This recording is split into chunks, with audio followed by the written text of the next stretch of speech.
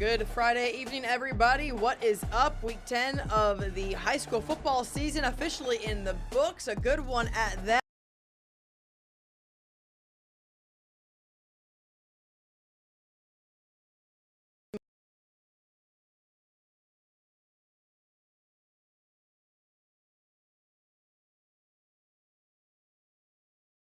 And down to the wire for some of these teams trying to punch their way into the postseason. Sure, region crown, but it's always this week, next week, this last couple of weeks, they kind of are the determining factor going into the postseason. A lot of the midseason drama that we find ourselves trying to guess what teams will do what, who will be where, and you do it based on what you always love, that transitive property. This team beat this team, this team beat this team.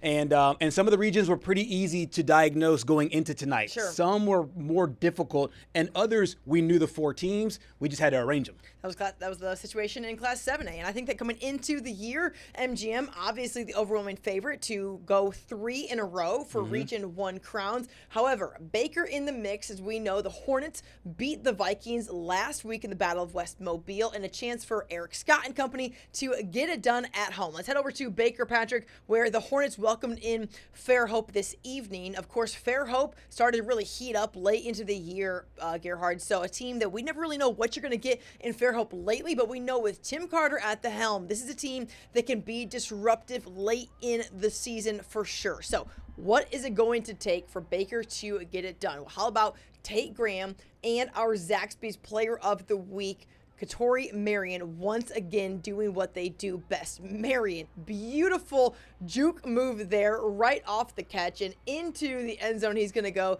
to open up the scoring. Gerhard, that connection is just absolute money. It's been lethal, and if you're a defense, they're so hard to defend because you had the strong running game, but then you drop those safeties down, and Katori Marion will absolutely kill you. No question. How about this on the defensive end? One of our one play of the week options, 22nd State Bank play of the week options there. That's Gasorian Smith getting done. The heads up interception there. Very impressive play. Then once again, it's going to be our guys, Tate Graham, Katori Marion. A great pitch and catch. This kid can literally make plays all over the field. It's ridiculous.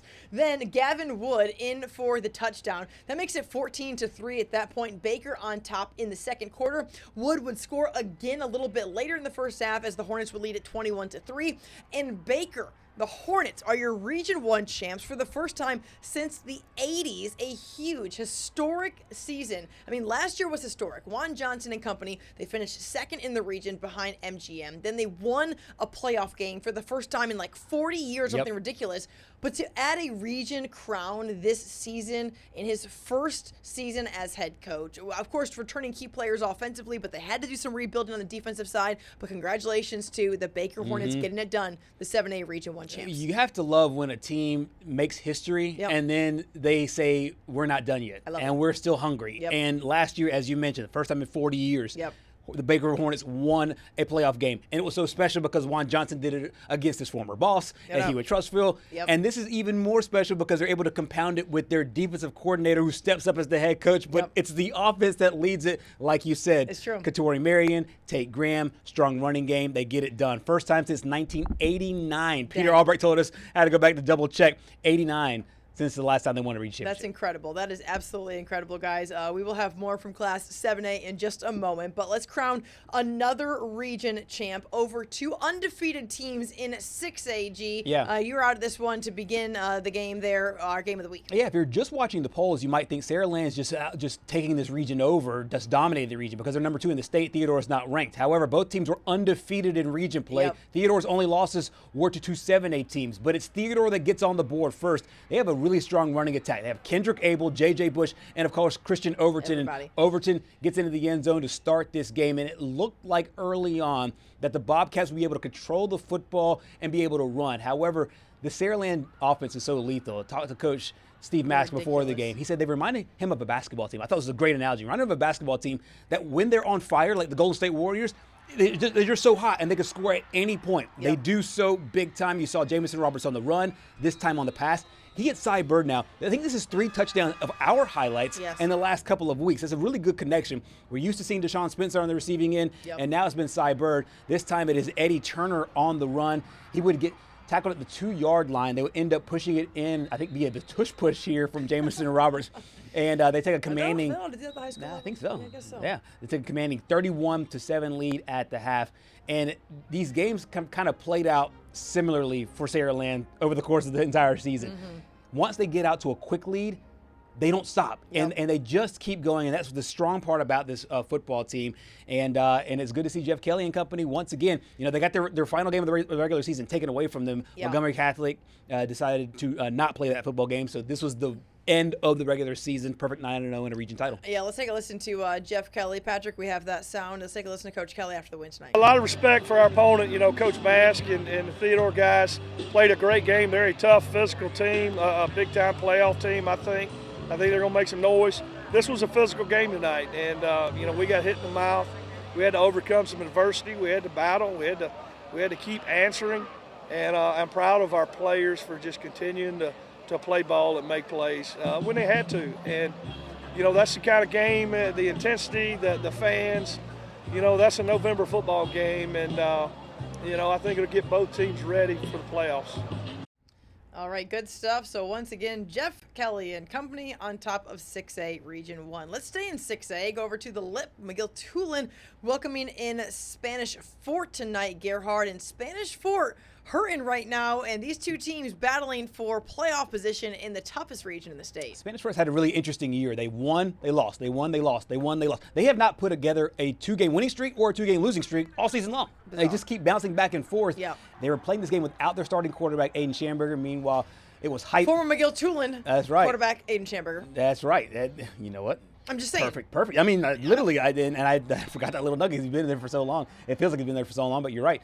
And perfect pitch and catch there. Blaine Beret hitting Jack Linehan for the touchdown. Then later on, it is Ladarian Miller. He just continues to make play after play after play, he's and sick. he's just a junior. He's a junior.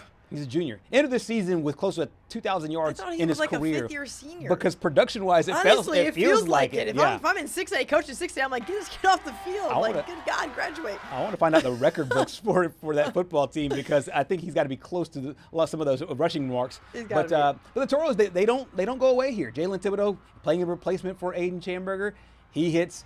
Former Daphne quarterback. You're right. Damian Tate there on the receiving end of that touchdown. Then it is Joseph Perino. You need to have a good special teams in these playoff games. That could be a nice weapon for McGill-Tulin. If they were to make the playoffs, I think they have to win next week to secure that spot. We'll get those guaranteed playoff spots in just a moment here. But Ladarian Miller, Blaine Beret, their kicker, they get it all done here.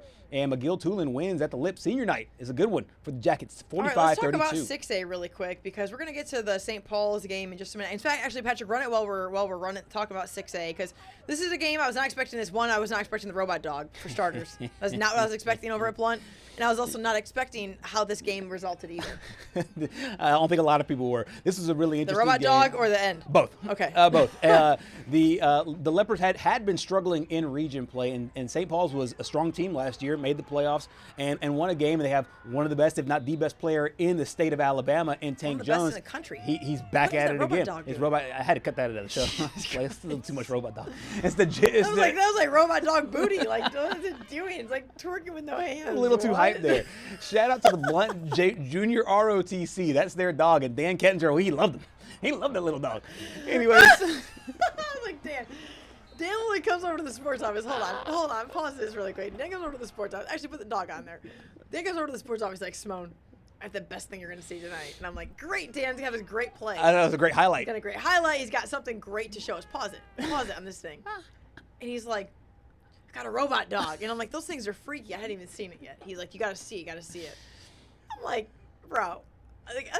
I kind of love it. One shot is one enough. No, he did not need like four. Yeah. It was every cutaway he had. Like, go back to the dog. Go back to the dog. Booty dance. Go back to the dog. Waving dance. Go back to the dog. This dance. Like, what are we doing? I'll let you all take a peek behind the curtain. Usually when you do highlights, you have what they call cutaways. So you have one play, and so to not go for one play or another play, the cheerleaders, you go to something atmospheric. It tells you about what's going on in the football game. Now Dan went back to the robot dog.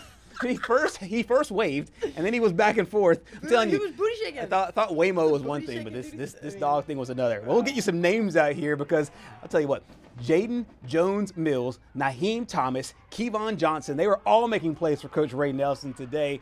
And that's a nice run there by Kevon Johnson. They would score a couple plays later. It's Jaden Jones-Mills once again. Kyron Richardson after the junior ROTC robot dog. They get it done. And how about the blunt Leopards? Yeah, it really is. No, it really is. What part? The Leopards offense? Honestly, both.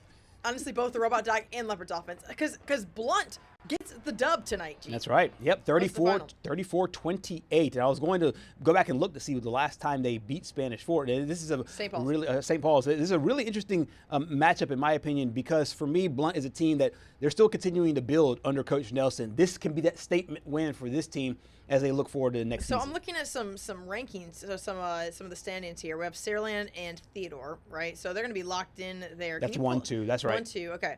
So then I assume we're going to have McGill-Tulin. Mm-hmm. They're 4-3 now in region play. Yep. Okay, so they're going to bump up. Yep. And then Gulf Shores beat Baldwin County. That's right. They're going to bump up. They're going to bump up to 4-3. At 4-3. Mm-hmm. Everybody. And so everyone else is going to fall to 3-4. Yep. That means St. Paul's, Baldwin County, and Spanish Fort are all 3-4. Blount and Murphy are already eliminated. I mean, if the math is math, and I assume that that's how things are probably going to look. Yep, it's going to be the two teams that will end up with 4 wins in the region. They'll be 4-3, both McGill-Tulin and Gulf Shores. There's another week of games, right? That's correct. For this region, That's is that correct? For most teams in the region, teams like Saraland, they're already done. I will go back to look to see who McGill has and who. I'm pulling up St. Paul's right now. Okay, yeah, we'll find out who they have coming up. But this is, keep in mind, everybody, this region is so much different from all the other regions in the state. So St. Paul's and Spanish Fort play next week. Yeah, and McGill gets Baldwin County. Yeah. And so, I mean, Baldwin County, if Baldwin County wins that game, they could throw a little bit of wrinkle as far as the seeding goes. But I think you're right. I think we have just about locked the 4 teams that will be in.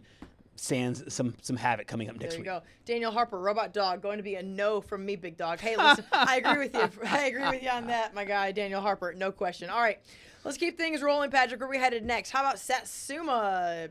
Gerhard, you over there to check in with EJ Crowell? Yeah, it was really a short-lived time there over there at Satsuma. The number 2 team in the state, Jackson Aggies, coming in to play Satsuma. They were looking to lock up that region number 2 spot, and they do so basically on the first play of the game. This is EJ Crowell, 89 yards to the house. You shot that.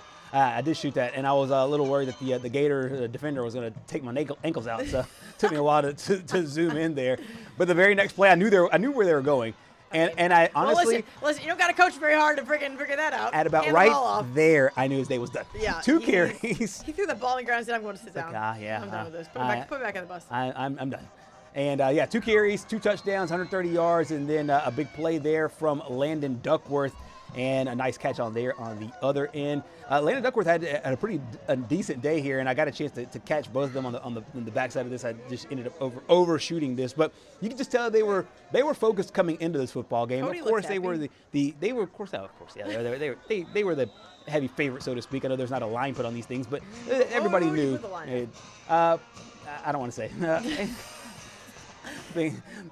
All the respect for Satsuma. 1,000%. We're having a good time. 1,000%. We're having a good time. Let's go to the beach. Let's go check in with the number 1 ranked team in the state in St. Michael. Do you have anything to say about that game? No, I was just going to say that's the same team that scored 60-something points in a state championship game. Yeah, so exactly. They could probably name the score against most teams. This team over here is also pretty good. St. Michael, Gunner Rivers doing his Gunner River thing is handed off here to Noah Moss, South Alabama commit. Gets into the end zone to make it 7-0 for St. Michael, of course, the number 1 ranked team in Class 4A after beating Jackson. Then Gunner Rivers going to air it out. Dude, I'm telling you, they are so fun to watch. Ridiculous. They really, really are. Tucker Tomlinson. And he connects with different guys every single time he throws the ball. And then this one, he throws it behind the receiver, and it's no problem there for Braden Walton says, boop, I'll take that. No biggie. Another touchdown there, 21-0. Cardinals roll, man, 49-7. That's a hot team right now. Focused. They're sick, bro. They're sick. And I feel like every year this team makes a little more history. So a couple of years ago, they made the playoffs for the first time ever. Yeah. Last year, they win a playoff game. They make it all the way to the 3rd round. Could they finish undefeated and now, take that next step? Now their coach is about to be in the Hall of Fame. I mean, and knocking on the door. Congratulations, Phillip Rivers made the cut down to 52 eligible players there, and he's one of them. Of course, his tight end went in earlier this past year into Canton, gave him a big shout out. So it's been a winning year here here for Phillip Rivers and company. It really, really has.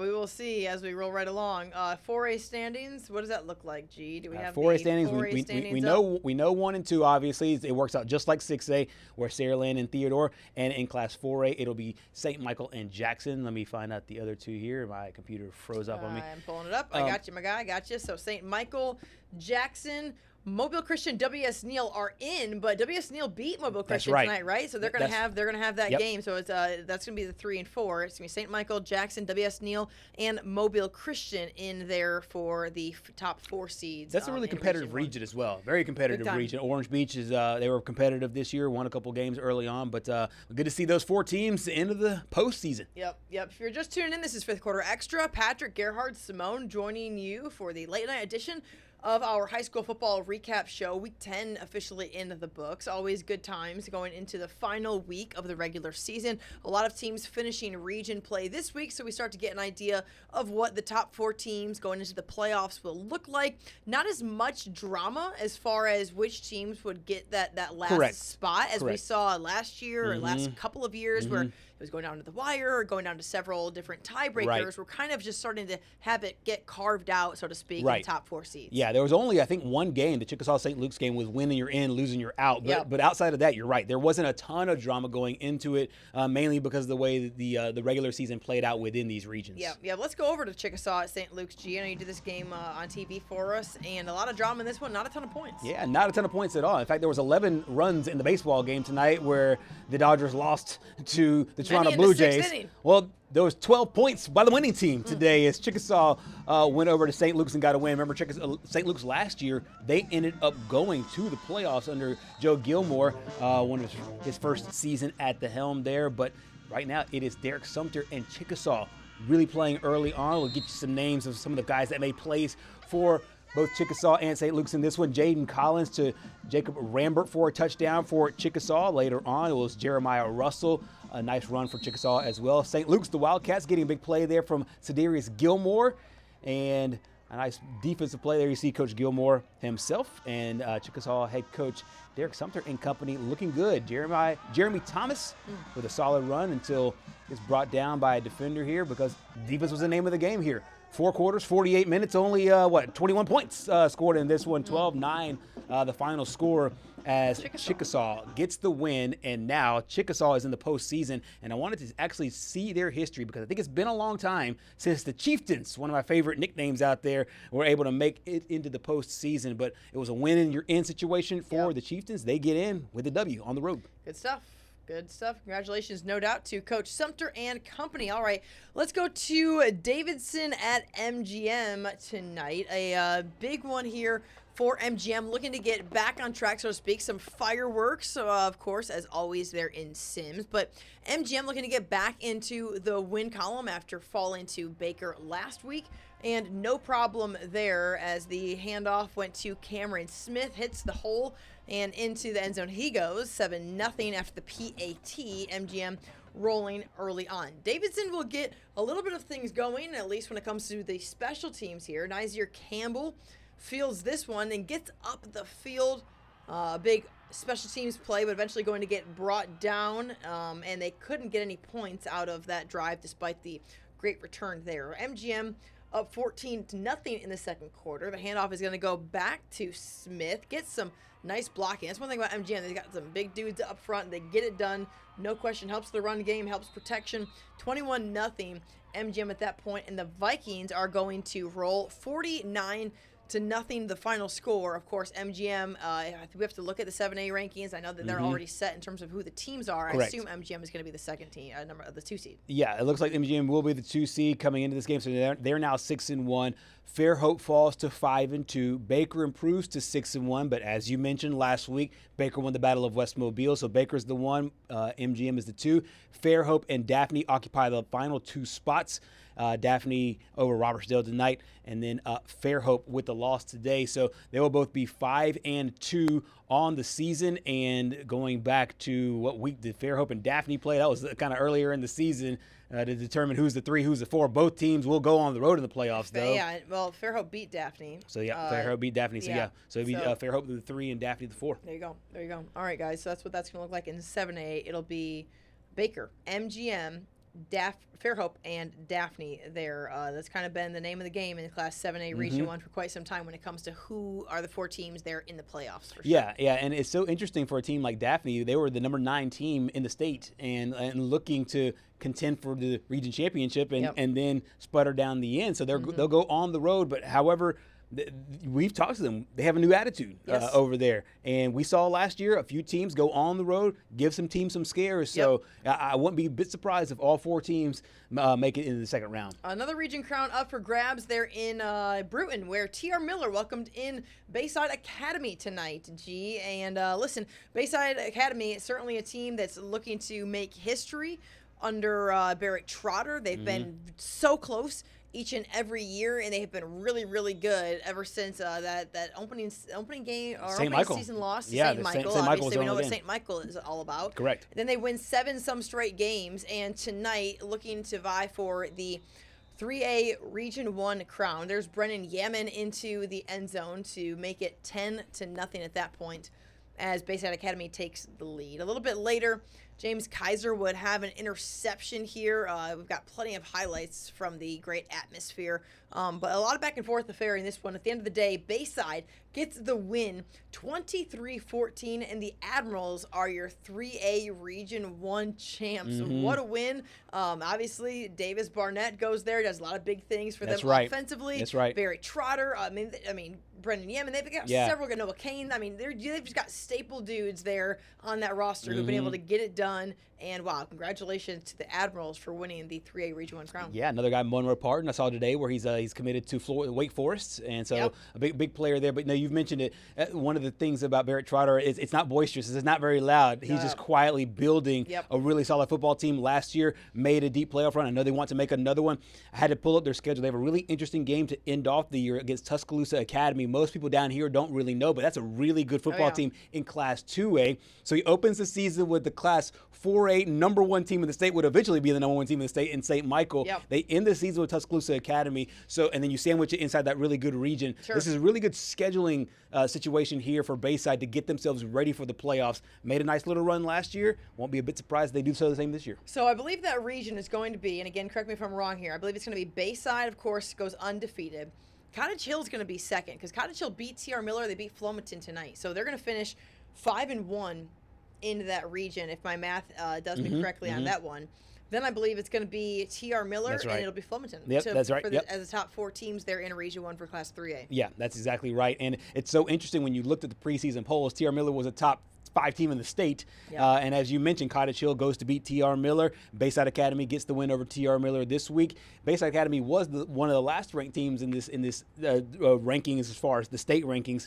But now it's completely flipped on its head. But these are 3 really good football teams going into the playoffs, and a lot of shout out to the Hurricanes as well from Flomaton because they've given all 3 of these teams a run for their money. Yeah, they really have. So there's no telling what those teams could do, even though they have to go on the road there for week 1 of the playoffs. You never know what that could look like. Then you get a chance to typically come back and then continue to build there, no question. All right, let's check in with the number 1 ranked team in 5A, Williamson, over at LaFleur, G. Yeah, Williamson, the number 1 team in the state. Of course, Coach Antonio Coleman and company, they won last week. They beat Viger. The question in these games, Simone, is always, when you beat the number 1 team, is there a bit of, the hangover effect? Fat and sassy? Is there hangover? What'd you call it? In college, they call it, in the college betting world, they call it fat and sassy. Did you get fat and sassy? Do you get fat and sassy after a big win? Fat and sassy. I'm fat and sassy all the time. Yeah. This is me.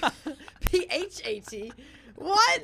That's a shout out to Marco D'Angelo. He's a Vegas bettor, and that's fat and sassy. That's one of his big things. After a team gets a big win, you're fat and sassy. I don't know. I'm going to use that for the rest of my life. Patrick said something today too. What did you say today? What? I don't even know. We were on the golf course early this morning. That's why he's like he got a tan. Yeah, I mean, what did I say? You said something ridiculous. I don't even know. But you guys keep me young. You always have me tell me things. Put me on the spot. I don't even remember what I said. Think about it as we run these before highlights. I'll think about it. Okay, think about it. Let's go back to Williamson and LaFleur. The newly minted number 1 team in the state, Williamson, undefeated on the season. Not fat and sassy tonight. They're just actually running and gunning. This is Ellis McGaskin, the Notre Dame native.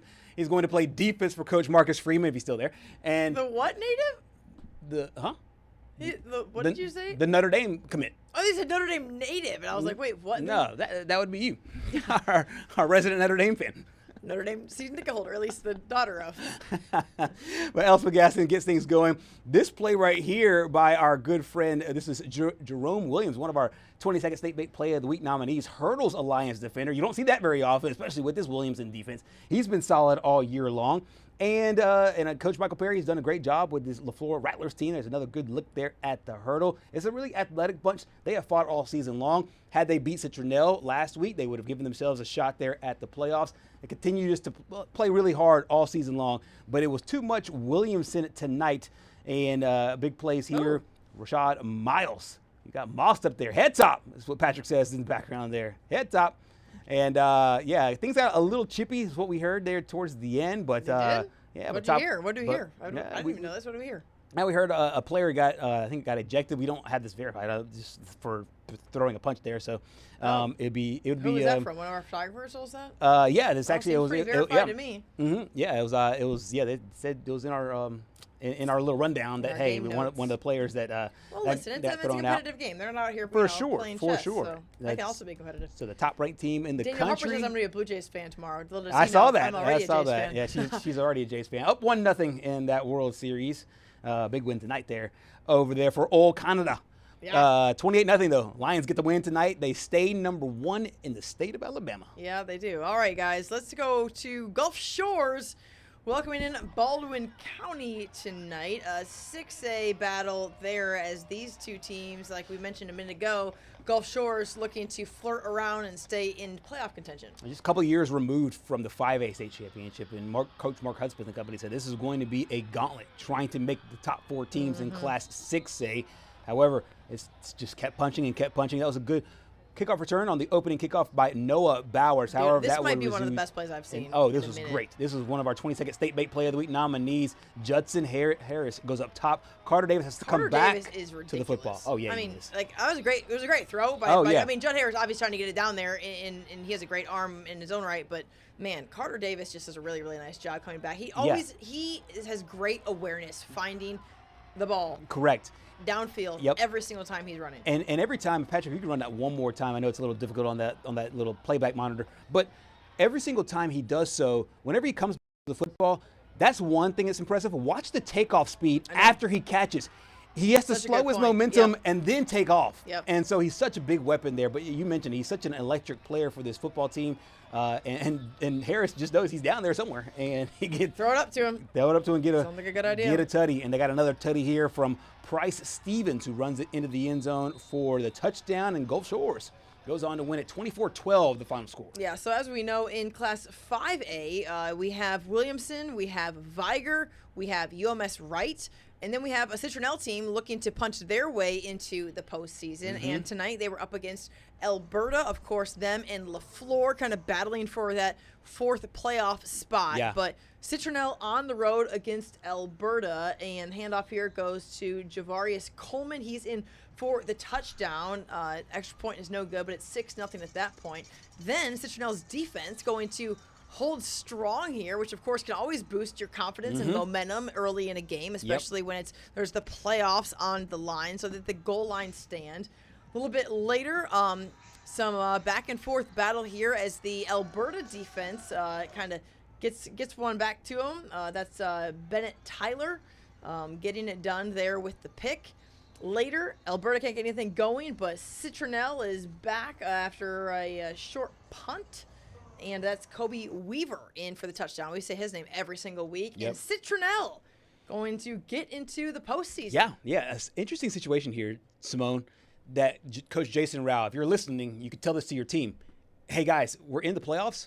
Well, we've already won a playoff game. Think about last week's game against LaFleur. Technically, I know it's in hindsight, but that was a playoff game. The winning team was in, the losing team is out. LaFleur is out. Both teams were 3-3. Of course, they had another game, but that was essentially a playoff game. Yep. Yes, it's retro. It's obviously revisionist history, so to speak, in a lot of ways. But they won that game last week. That was huge, beating LaFleur and securing that spot with that win tonight. It absolutely was. So when you're looking at 5A, I'm going to pull this up. As far as the region standings once again, so at a lock here, we're going to have Williamson Viger, UMS Wright, and Citronelle is in for the postseason for Region 1. So congratulations to those teams. A region that typically has one of those come down to the wire, three-way tie, going down to the 15th tiebreaker, calling Ron Ingram, asking him what's going on. People are turning other people in. There's so much drama going on. And, there's still some of that could happen because you never know. This is high school football, man. Week 11 always brings a little bit of drama. It always does. It always does. And I feel like every year we have 2 to 3 regions in our area that do come down to those tiebreakers. And of course, there's a lot of interesting drama. We'll see if it shows up. We'll see if it shows up again this week in and around the state of Alabama. But no, always interesting week. There's always smoke. And you think there's more fires. There's usually not a lot of fires, but the fires that are there are usually really, really big. Mm-hmm. And we'll see if any one comes about. But in our comment section, we had Sharon McAdams Kelly. Thank you for the correction. It was 31-12, the final score in that Gulf Shores game. Given that extra touchdown there, it was 24-12. It was 31-12. So good correction there. I just saw it on the state side as well. So yes, good stuff. 31-12 for Coach Husband and company. Well, let's go take a look at Viger at BC Rain right quickly. I know we talked about 5A, but here are the Viger Wolves. To get some momentum before the postseason. I don't know what the opposite of fat and sassy is, but Viger looking to bounce back after last week's loss to Williamson. Slim and mean, lean and mean. So they get on the board. That's you. Yeah. I'll be fat and sassy. You be lean and mean. I'm good with that. I'll take the super. We love it. That's what I was about to say. So this Viger gets into the end zone. That is Jamani Rogers into the end zone. That was after a Viger touchdown. Sammy Davis is Dylan Jackson for one score. And then Sammy Dunn and Dylan Jackson once again. Another. Sammy Jackson. Sammy L. Jackson. That has been one heck of a connection between those two. A lot of connections going on in this room right now. Fat and sassy, lean and mean. What's Patrick? Irish and white. Irish cream.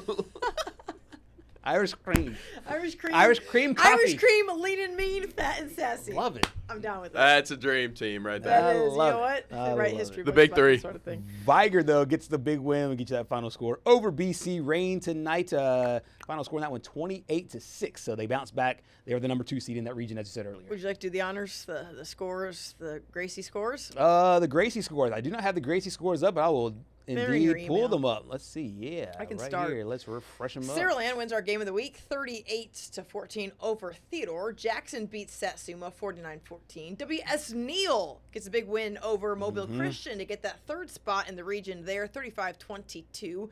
McGill Tulane stays in playoff contention, 45-32. Big win over Spanish 4 at the Lip G. Baker make history once again. First time since 1989. The last region championship T-shirts printed for Hornets Nation. They're older than 2/3 of the people that are in this room right now. 2/3. There's 3 people here. 1989, the last time the Hornets won that title, 35-10. You lean, mean, and old. Everybody in the comments who was born pre-1990, have my back on that one. 5A Williamson, number 1 team of the state, stays undefeated, 28-0 over LaFleur. St. Michael also number 1 over Orange Beach, 49-14. Gulf Shores, a big win over Baldwin County, 31-12. Blunt over St. Paul's, 34-28. Bayside Academy, they haven't lost since the season opener, 23-14 over T.R. Miller in Brewton. Chickasaw wins a high-scoring baseball game. On that thing.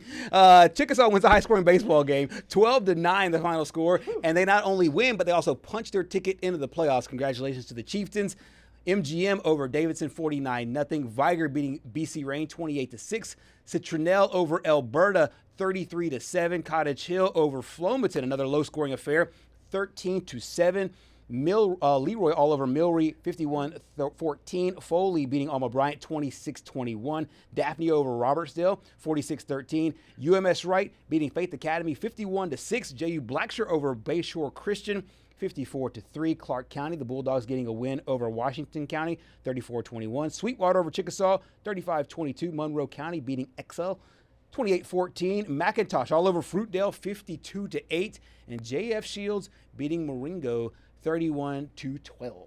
There you go, guys. Week 10 of the high school football season officially in the books. Patrick has something to say. As he's I think I know what you were talking about earlier. I think it just came to my mind. Was it when you threw a dart right by the green? You were chipping on, and I said, "Don't turn the brain on." Yes. Okay, so I'm like, wow, Yeah. who am I right now? This is ridiculous. Like, I was playing out of my mind. She was playing out of her Okay, mind. I mean, I really was. I had like at least 2 solo birdies. I was talking all types of trash. Yeah. I think it was mimosa. I'm just saying. And Patrick says, "Don't turn the brain on," and I was like, "Did you come up with that?" He's like, "No."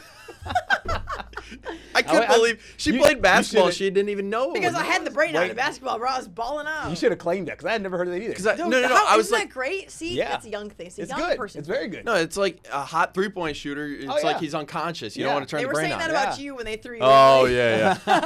Again, I was the guy that At they some cheered point, that this- came off the bench. Literally. Last guy off the bench. Up or down 30 points. Patrick got foot in the game. Enter number 34 and I mean, you want the literal definition of a glue guy? You're looking right at him.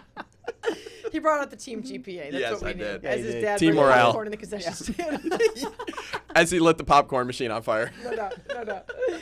Don't turn the brain on, guys. That's going to be something that we use regularly. Love it. Fat and sassy, don't turn the brain on. That's all we got to do. Week 10 in the books. There's plenty of excitement for week 11, which, of course, will end the regular season. And then we get into postseason play, man, where things really, really get hairy. You never know what you're going to see when it comes to playoff football in the state of Alabama. And especially in some of these classes where we see the top teams all in one region. For example, in Class 3A and in Class 5A. Class 5A last year, last year, all 4 teams made it all the way into the second round. 2 of them made it all the way into the third round. And, of course, a really good year by Viger and by Williamson a season ago. Think about Class 3A this year. Could that be them? Could 3 of the 4 or even 4 of the 4 and don't forget make Class it into the second 4A round? with St. Michael and Jackson right there. I mean, like doing the deed. I mean, it's ridiculous. And there's a lot of people that will do, and I saw it in the comments a minute ago, they can't wait for Jackson St. Michael. And I think that everybody in those 2 communities are. Everyone's like, wait, they're putting these semifinal matches up together. Coach Flo and Coach Rivers are like, next game, guys, next game. There's a lot of football we'll be playing now and then, but that is your de facto state championship game if you're asking me. So, yes, you're right. There's a ton of great competition here in this area, and I can't wait to see who not only makes it to the playoffs, but as they go into the playoffs. And let's just say on the front end here, on this show at least, once our teams go into the playoffs, I won't speak for everybody, I will unapologetically root for all of our local teams loudly here right on this microphone. On Fifth Quarter Extra especially. Fifth Quarter Extra, things get a little bit crazy, as we all should know, guys. Listen, thanks so much for tuning in for this late night edition for Irish Cream, the Lean Mean, and the Fat and Sassy. This has been Fifth Quarter Extra, and we will see you next week for Halloween. Cannot wait. Y'all have a good night.